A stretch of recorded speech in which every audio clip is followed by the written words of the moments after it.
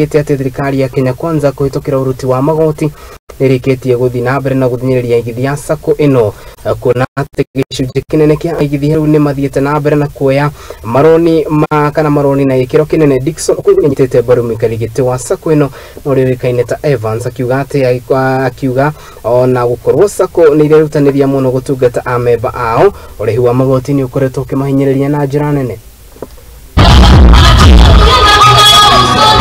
As the country goes through tax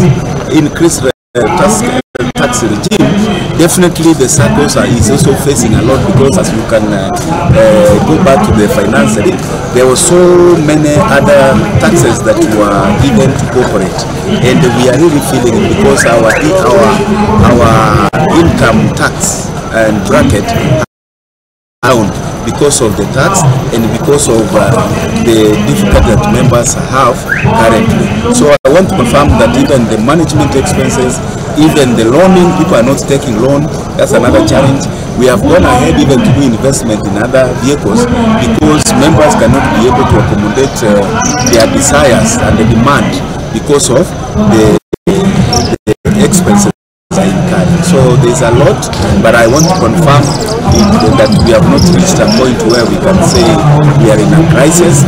My name is Dickson, Okungu, the Chief Executive Officer of Hazina Sacco.